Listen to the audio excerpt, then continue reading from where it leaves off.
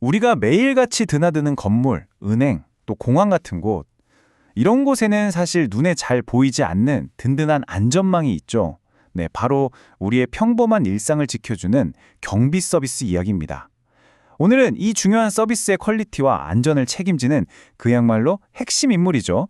경비지도사의 법적 책임에 대해서 한번 깊숙이 파고들어 보겠습니다.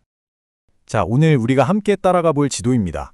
먼저 경비 서비스가 대체 뭔지 그 기본 개념부터 시작할 거고요. 그리고 이 모든 걸 관리하는 경비 지도사는 또 누구인지, 그들에게 법이 어떤 의무를 부여했는지 차근차근 살펴볼 겁니다. 물론 그 책임을 다하지 못했을 때 어떤 일이 벌어지는지도 알아봐야겠죠? 그리고 마지막엔 이 모든 엄격한 규정들이 우리 사회에 던지는 의미는 무엇인지 같이 한번 생각해보는 시간도 갖겠습니다. 뭐든 시작은 정의부터 확실히 해야 이야기가 쉽죠? 법에서 말하는 경비업이라는 게 과연 어디서부터 어디까지를 포함하는 개념인지 그 경계선부터 한번 명확하게 그려보고 가겠습니다. 경비업법 제2조를 딱 열어보면요. 경비업이란 게 그냥 사람 지키는 일 그 이상이라는 걸 알 수 있습니다. 계약을 통해서 도난이나 화재 같은 온갖 위험이 발생하는 걸 미리 막아주는 아주 전문적인 활동으로 정의하고 있어요. 그리고 아무나 할 수 있는 게 아니라 법적으로 허가를 받은 법인만 이 영업을 할 수가 있습니다. 우리가 보통 경비업이라고 하면 건물 입구를 지키는 분들을 떠올리기 쉽잖아요. 근데 사실 법이 다루는 범위는 생각보다 훨씬 넓습니다. 보세요. 현금 수송하는 호송경비나 개인을 보호하는 신변보호는 물론이고요. CCTV 같은 걸로 관리하는 기계경비, 그리고 공항 같은 국가 중요 시설을 지키는 특수경비, 심지어 대규모 콘서트장에서 질서 유지하는 것까지 이 모든 게 다 경비업이라는 하나의 우산 아래에 들어갑니다. 자, 이렇게나 다양하고 또 중요한 업무들이 현장에서 문제없이 잘 돌아가려면 누군가는 딱 중심을 잡고 이끌어줘야 하지 않겠어요? 바로 그 핵심적인 관리자에 대해서 지금부터 알아보겠습니다. 네, 그 이름은 바로 경비지도사입니다.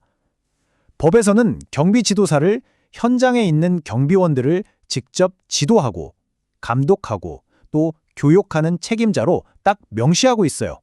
뭐랄까, 현장 경비팀의 주장이나 품질 관리 매니저, 이렇게 생각하시면 이해가 좀 더 빠르실 거예요. 여기서 진짜 흥미로운 점이 하나 있는데요.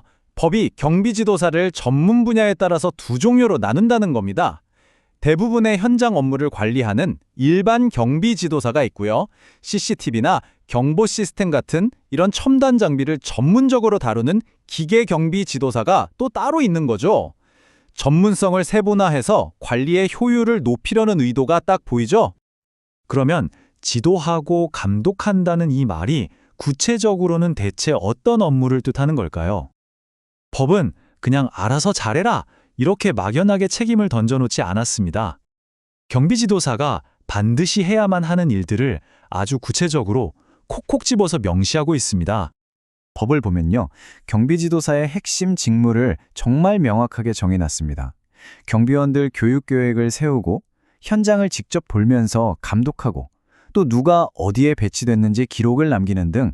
근데 여기서 가장 중요한 키워드가 뭔지 아세요? 바로 월 1회 이상이라는 겁니다. 이게 무슨 뜻이겠어요? 어쩌다 한번 하는 이벤트가 아니라는 거죠. 매달 꾸준히 반드시 이행해야 하는 아주 명확한 법적 의무라는 뜻입니다. 자, 그럼 여기서 정말 중요한 질문이 하나 나옵니다. 만약에 경비지도사가 이렇게나 중요한 자기 직무를 소홀히 하면 어떻게 될까요? 법은 잘 하겠지 하고 그냥 막연히 기대만 하지 않습니다. 그 책임의 무게를 제대로 실감하게 만드는 아주 명확한 처벌 규정을 두고 있습니다.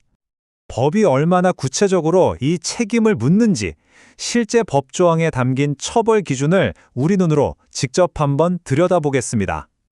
자, 여기서 핵심은 이겁니다. 법 제12조에 나와 있는 그 직무들, 그걸 성실하게 수행하지 않았을 경우 처음 한 번 걸리면 자격정지 3개월이에요. 근데 또 그랬다? 그럼 두 번째는 6개월로 늘어납니다. 세 번째는요, 무려 12개월, 1년 동안 자격이 정지됩니다. 위반 횟수가 쌓일수록 처벌 수위가 정말 급격하게 높아지는 거죠. 법이 절대 가볍게 보지 않는다는 뜻입니다. 책임은 여기서 끝이 아닙니다. 자기 직무를 소홀히 하는 것뿐만 아니라 감독기관, 그러니까 경찰의 정당한 명령을 따르지 않았을 때도 처벌을 받습니다. 이것도 보세요. 처음엔 1개월이지만 두 번째는 6개월, 세 번째는 9개월로 자격 정지 기간이 눈에 띄게 늘어나는 가중처벌이 똑같이 적용됩니다. 그리고 이 법령의 비고란을 보면요. 이런 반복 위반에 대한 가중처벌은 최근 2년이라는 명확한 기간을 기준으로 삼고 있습니다. 이건 뭘 의미할까요? 경비지도사에게 반짝 개선하는 척만 하지 말고 지속적이고 일관되게 성실한 태도를 보여달라고 법이 요구하는 겁니다. 자, 이제 잠시 한 걸음 뒤로 물러나서 좀 더 큰 그림을 한번 생각해 보시죠.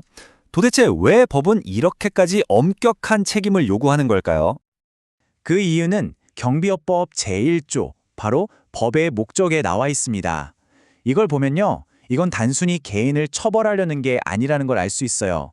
경비산업 전체가 신뢰를 바탕으로 아주 건전하게 운영되도록 만들기 위한 큰 그림인 거죠. 결국 이 모든 엄격한 규정들은 경비지도사 한 사람을 옥죄려는 게 아닙니다. 이들에게 높은 수준의 직업적인 책임을 요구함으로써 결과적으로는 우리가 매일 이용하는 모든 공간의 안전 수준을 한 단계 끌어올리고 안전이라는 사회적인 신뢰자산을 지키기 위한 최소한의 장치인 셈입니다. 오늘 우리는 경비지도사라는 한 전문가의 법적 책임을 아주 깊게 들여다봤습니다. 근데 이건 단순히 하나의 직업에 대한 이야기만은 아닐 겁니다. 우리의 안전을 책임지는 전문가들에게 우리는 어디까지 책임을 물어야 할까요? 그리고 그 책임의 무게가 과연 우리 사회의 안전을 얼마나 더 단단하게 만들어줄 수 있을까요?